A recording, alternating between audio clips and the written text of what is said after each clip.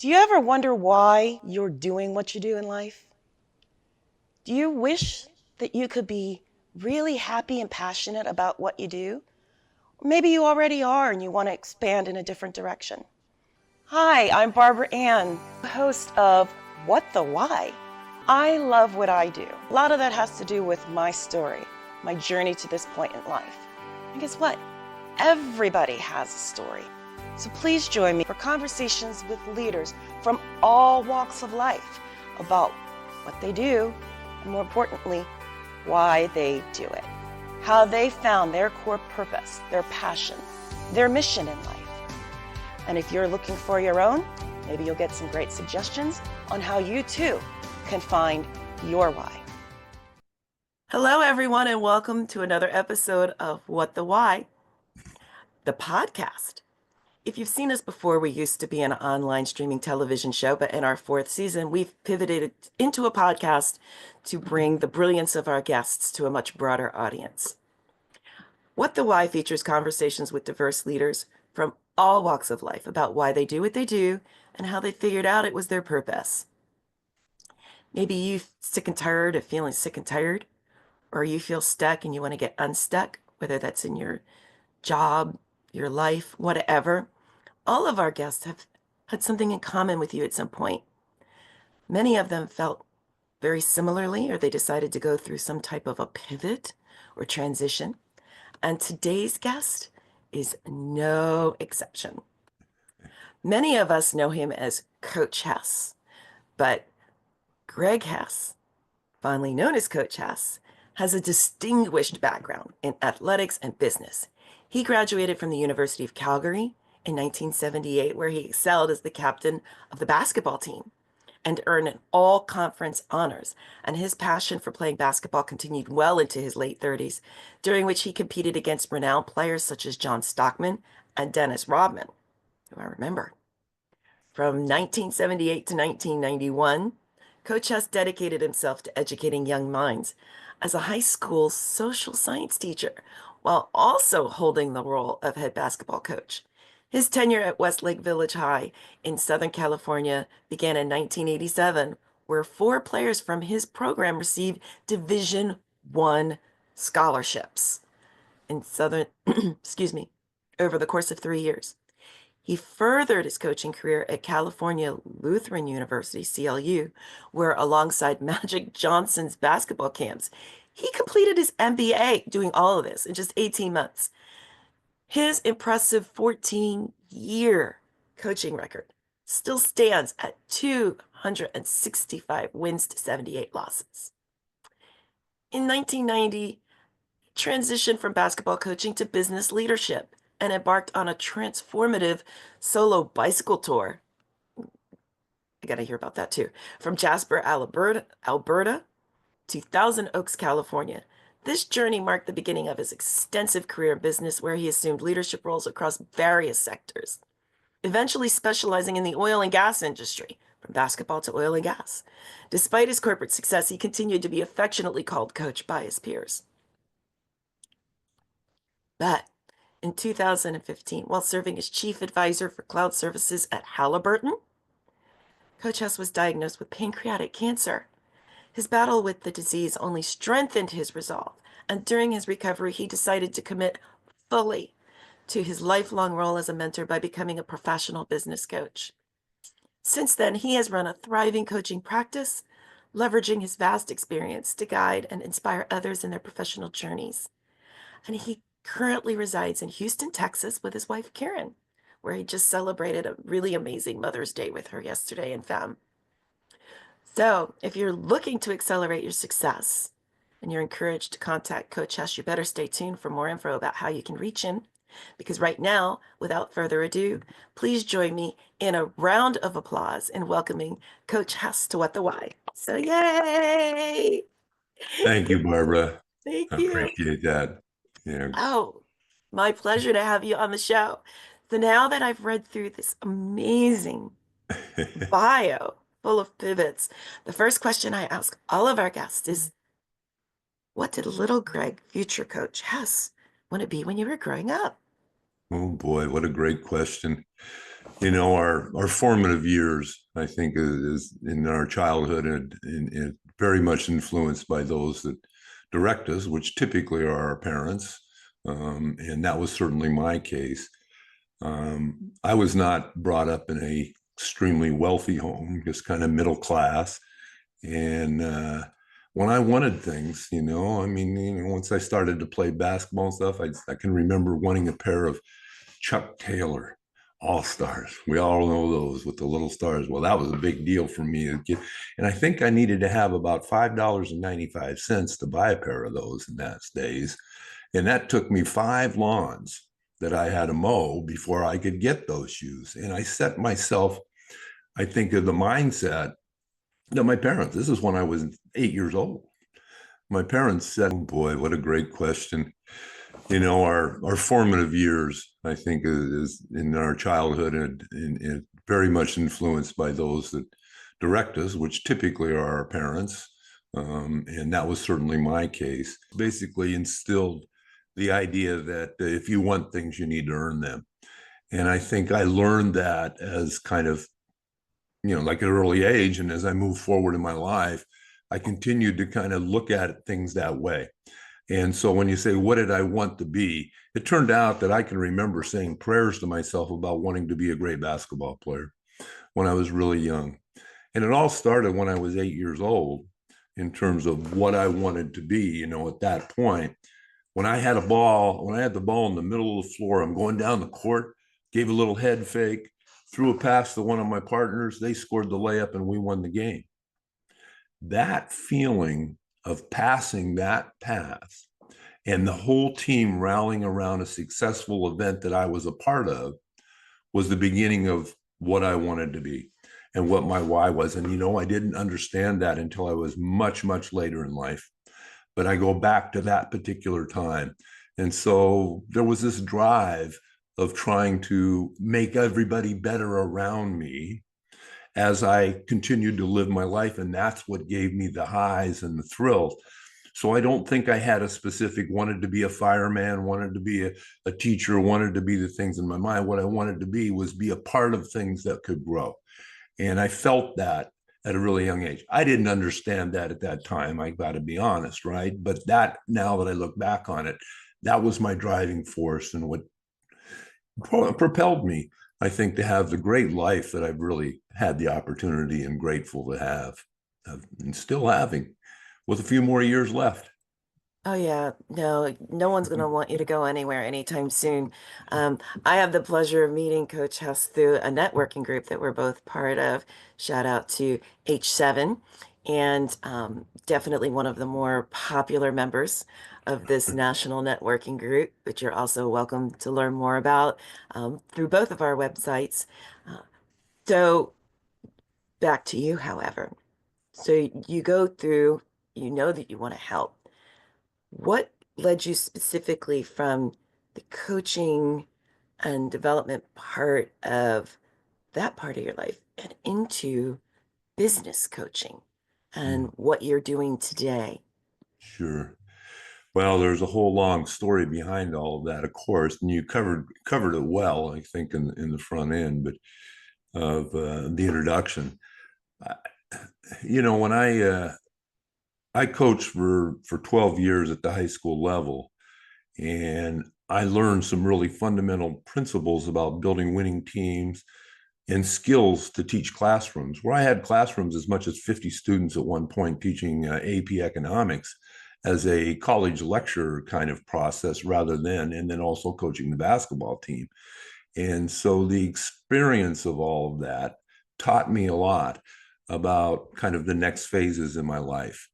When I rode that bike from Jasper, Alberta to Los Angeles, now let's not candy coat that in any way, shape, or form. I was a bike riding guy all the time. When I lived in Westlake Village for 40 years coaching a basketball team, I rode a bike into my classroom every day. We had a car, my wife had a car, but I used my bike, and then I rode about 20 miles every day for 3+ years and so on. So I was in a bike riding kind of guy.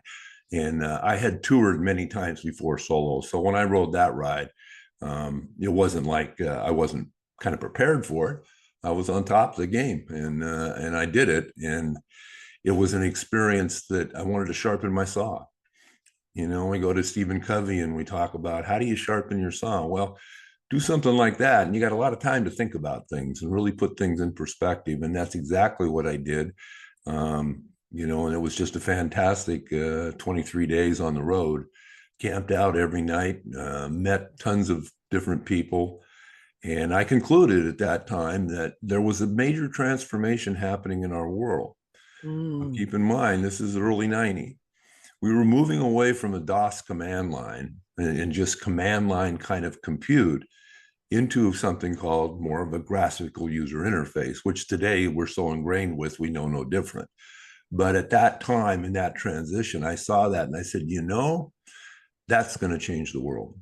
And I want to be a part of that. And so I focused my MBA specifically on business process reengineering and really focused in on what that transition is going to do socially and educationally and business wise primarily. And that's where I kind of sprung out of there and then went to work for lots of different businesses. But that's how I came to that conclusion. So, it's interesting because even as I was asking the questions, there really are so many parallels to the discipline of sports and high-level athleticism Yeah, and business. absolutely. And so I remember the DOS days. I learned, risk of dating myself, I learned how to first work on computers in a DOS environment. And there's certain things to this day I remember. So you were on the cutting edge when you got your MBA and you pivoted into that fully. And then eventually comes the cancer diagnosis. Yeah, yeah. Well, I'll tell you that career time, what I really did and have done in my life is chase the learning curve. When you think about it, you can go out and figure out, am I going to make more money? Am I going to, why would I change my job? What am I looking for? What's next? What's exciting? Learning more. Learning more has been my driver. And so as I've gone through, when I was originally optic imaging, taking mass amounts of documents, figuring out how to put barcodes on them and run thousands of documents per every 10 minutes and then scanning those. I was in that business for quite a while and figured out a lot of really cool things in terms of the technology associated. But then moving into just working with the mapping, I went into GIS mapping and and mastered Autodesk and AutoCAD and that kind of stuff. And then ended up in the oil and gas industry with pipeline inspection, decision-making process. And before I know it, I was the director of energy for Sun Microsystem and then moved into taking the role of Halliburton. And I was still just chasing the learning curve. They were paying me decent money for sure, but that wasn't my issue. It was, what am I learning next? How am I going to get a little sharper? And that continued right on through, in all ways, whether it was the managing of the people, whether it was learning the technology, whether it was handling the boardroom. I mean, I probably wasn't the sharpest guy in the boardroom because I kind of say it like it is from a basketball coaching perspective when you compare the court to the boardroom in some ways. There's some similar, you kind of call it like it is. I like my man Magic Johnson around that. He's done an unbelievable job, taking it from the court to the boardroom like nobody could dream. And congratulations to him, of course. But he's been a mentor and a vision, guy that I've actually spent time with. And he's good. He's good at what he does, and he was good when he was. Let me just tell a story about Magic. When talk about bringing Absolutely. people together. Absolutely. Let's drop those names. Well, he was, when I was doing his camp, one of the things we'd set up. Now, because I was doing my MBA, I was running the business side of it, but I was also, since I was the head or the assistant basketball coach of the school, I was also running all the stations and the technical part of it. So I had that both sides of that going with him.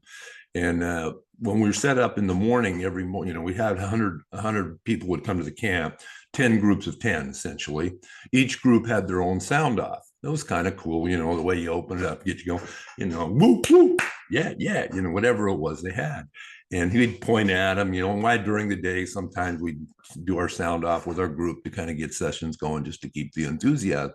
Well, on the last day on Friday, Magic, he does his morning thing, which he talks a story or two and motivates all the kids and tells the real life of Magic, which he's just excellent at. I mean, he just opens himself up. He says, when I point at your group, make your sound. And so he started pointing at each of the groups throughout the gym.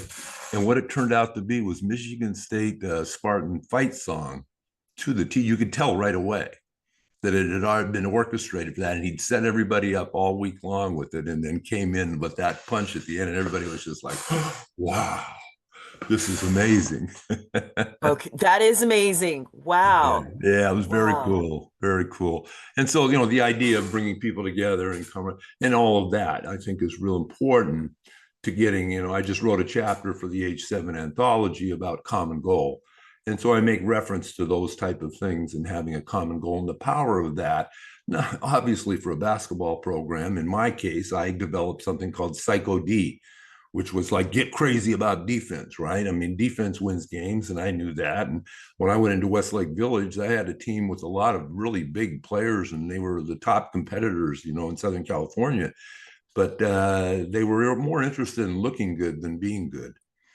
And being good required that you play tough, hard-nosed defense every down possession as hard as you could do it.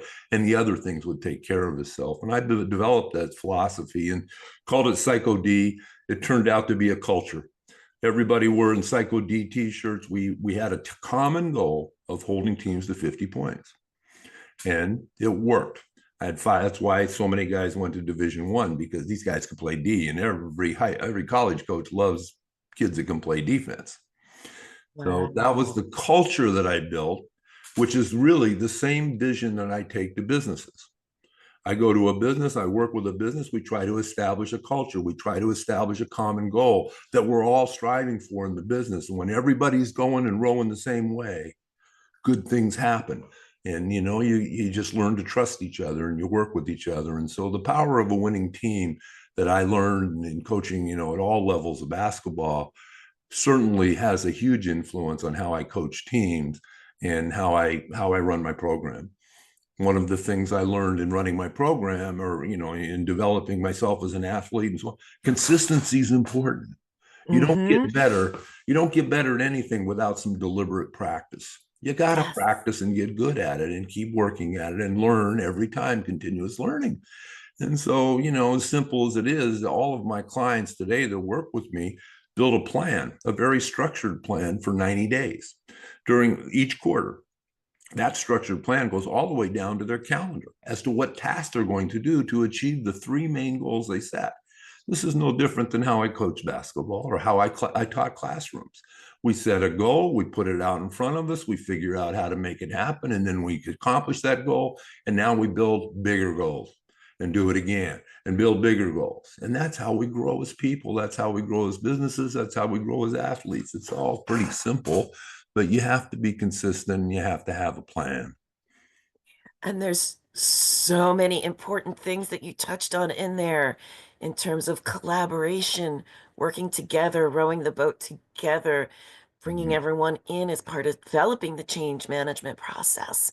I mean, it's just such an incredible wealth of usable information just from this conversation.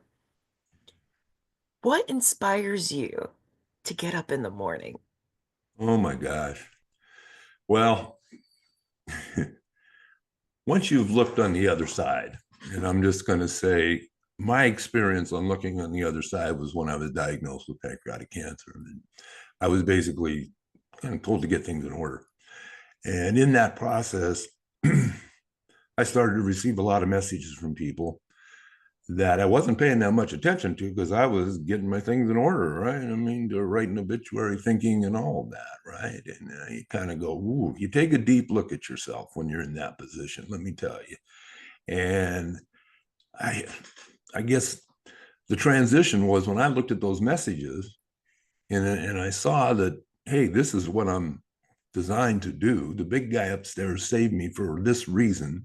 And I know it. And I have no question about where I go every day. When I get up in the morning, what am I thinking about? That. It's another day to do more, to serve more, to provide more, because I've been given the opportunity to do that. And I'm so grateful to, and I start my day as I did today and every day. I look at my calendar and I start with affirmations, and I do an affirmation for every meeting I'm going to have today, right down to, to what I'm going to talk about. And I talk to myself out loud about it and get myself mentally prepared for my day each day. Now, certainly I've got my 90-day plan, but this is daily, kind of a ritual that I follow. And again, rituals make the difference, I think, and then the habits that we form create a lot of success for us. Not everybody is wired that way. I get it, but it's the way I'm wired, and it's the way I coach, and it's the success most people find in working with me, and just helping guide them a little bit with the good golly, you get a lot of experience over the years, and I'm going to be pushing 70 this year, so I got a lot to Wow. look back on. Go, yeah, it's all coming together. It's interesting when you say that not everybody's wired that way, because as coaches, you and I know that we can actually help people to do some level of Mm-hmm. rewiring of their brain to develop those patterns and strategies and things like that. What would you say, Mr. Forever Student, has been one of your biggest lessons learned over the course of whether it's your coaching career or your business Mm-hmm. coach career in general? Yeah, yeah. Biggest lesson learned. Hmm. You know, I think the lesson that I've learned that's made me better is to be able to have thick skin and a short memory. Because when things are a personal attack at me, I take it very personally. When things are, affecting me more, not in a professional, but to me, I have a really tough time digesting that, because I really have a strong desire to have everybody pleased with me. It's a nature of who I am. I know that through my disc analysis and so on. And so if I have that happen to me, what I've learned is let it go. Let it go and get forward. And don't get caught up in, I'll call it the BS or whatever. Just let it go and get forward.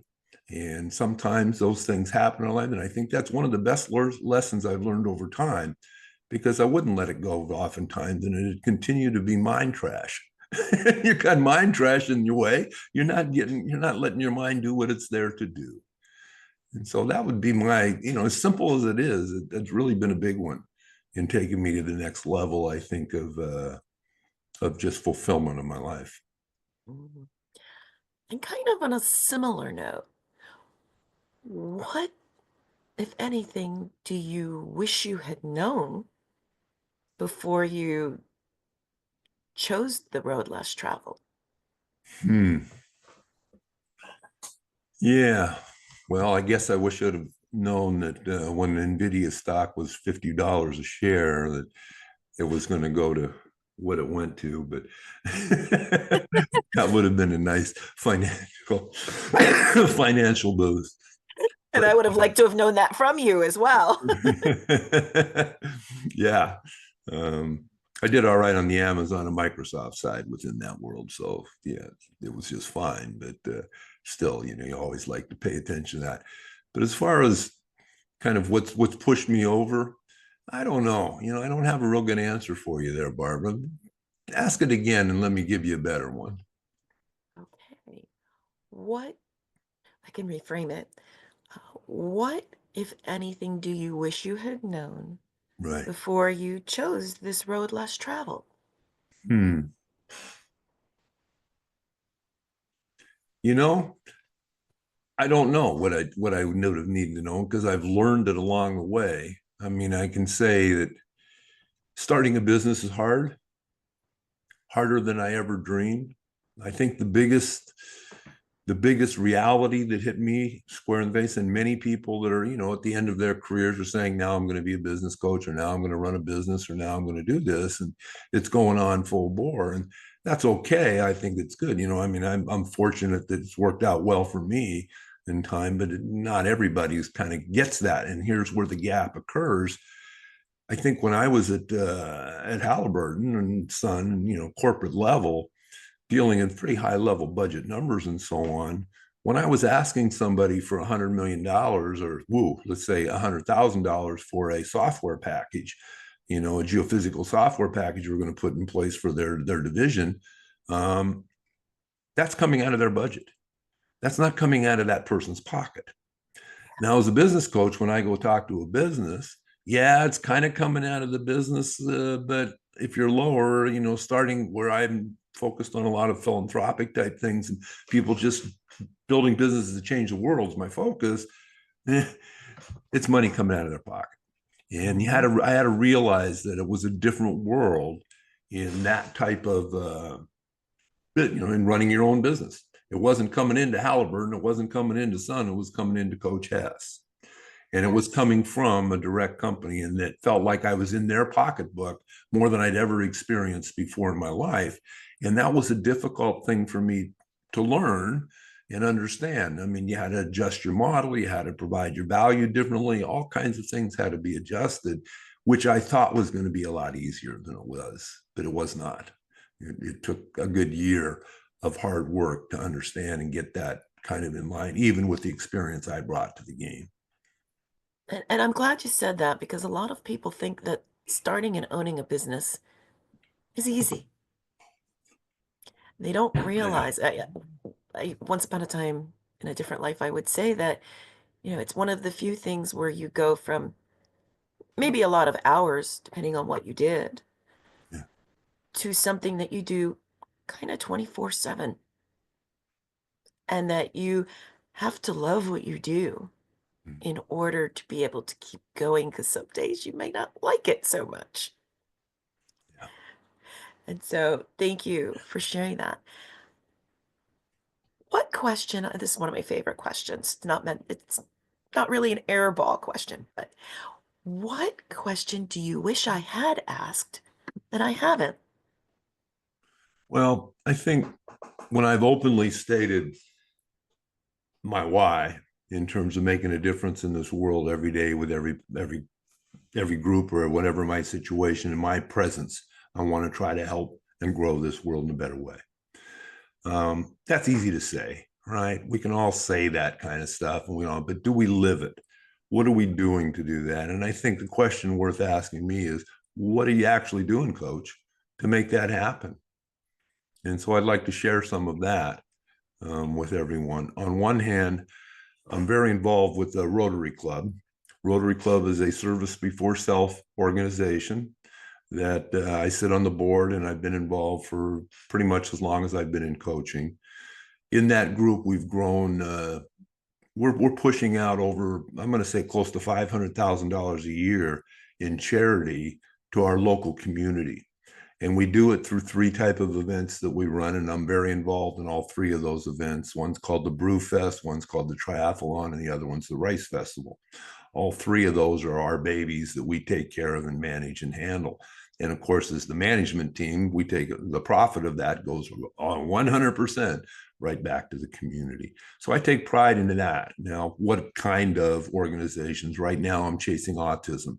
One of my this was Autism Month last month.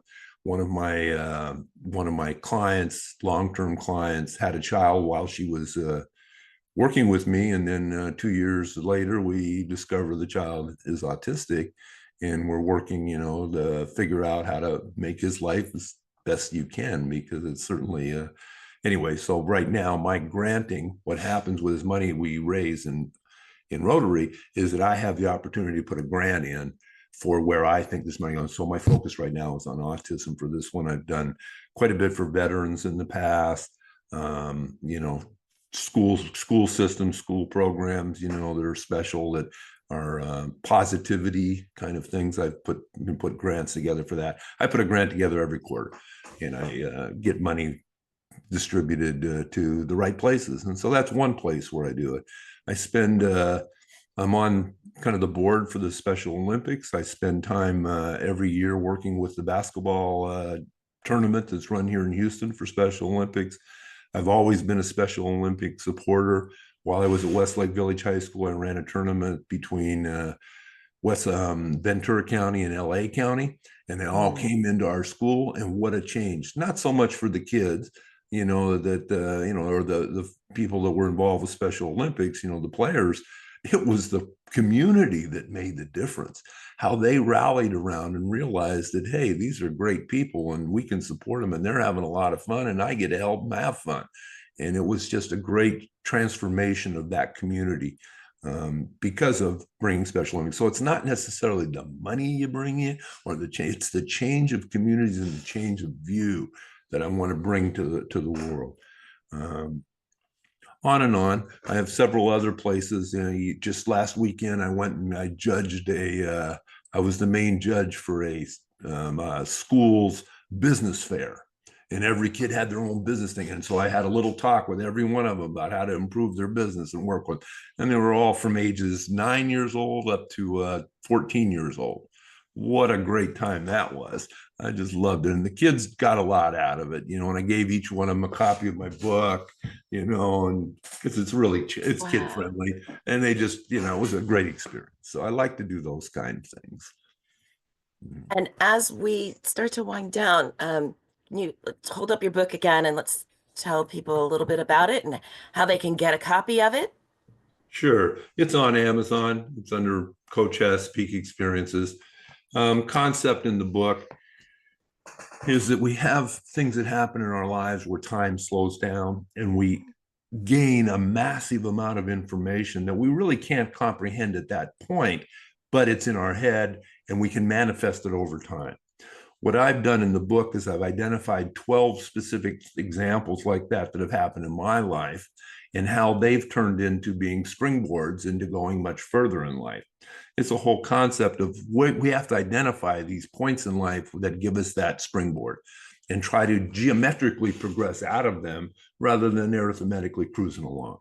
And so what I've done is captured those events and give people hopefully their experiences they can think about and take that quantum leap into a higher level of whatever it is they're involved. For example, I talk about skiing in one of my chapters, and the peak experience is skiing powder, up to my neck, where I'm in the snow rather than on the snow, and I'm functioning in a 3D level, meaning that you can increase your speed or decrease your speed relative to the 3D level that you're working within the snow. Fantastic feeling. People that have skied deep powder know what I'm talking about. Those that don't know how to ski on snow typically rather than in snow. It's a different feel. But as that peak experience and having the confidence, because you've got to take the fall line on, you got to go fast. You can't be fearful at all. You have to be one with the mountain. And when that happened, I did a quantum leap in terms of all kinds of confidence and other things that happen right out of that. And I shared in the book of how I could, those kind of things. But it takes deliberate practice to get to the point of having those high level peak experiences, I believe. And I don't short circuit that in the book at all. I talk about you got to spend some time in things before you master them, typically. Wow. I wish I had had you as my ski teacher and ski instructor. Because as much as I love it, it never dawned on me. I did definitely think about on top of the snow instead of in the snow. Wow. Huge aha moment for me. So we're at time and I just love having this conversation with you. People who want to reach out to you, learn more about you and what you do, how can they contact you? Yeah, well, my website is coachhess.com. So just Coach and Hess, you get two H's in the middle there. .com is my website that I run. And then my email is coach@coachhess.com. So people can reach out to me there at any time. That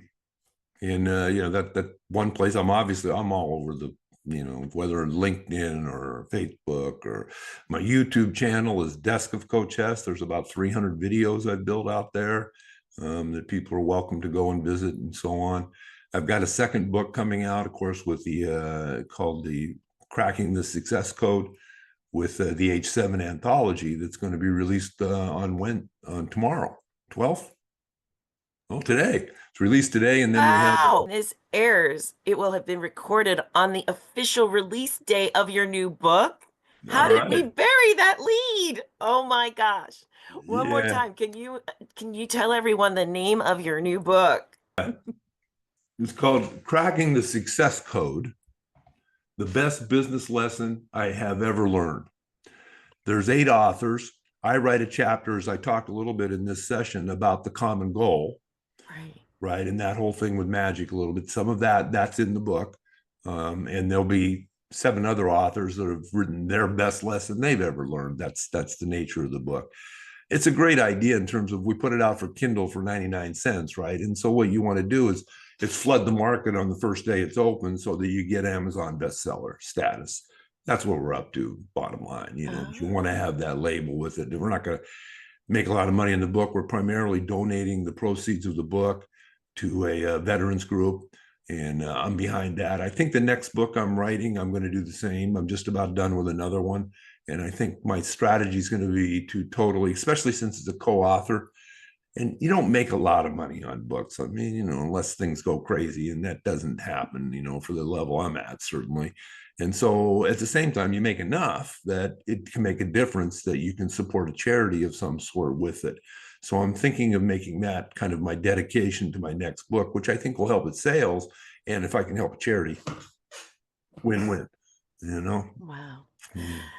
You are as amazing of a human being as I knew you would be as part of this interview. Just the conversations I've gotten to have with you before. Thank you so much, so very much for taking time to come on to our show and share your journey and your wisdom and some of the things that I took away and especially about the skiing in the snow. That was such an aha You're thinking moment for about that. me.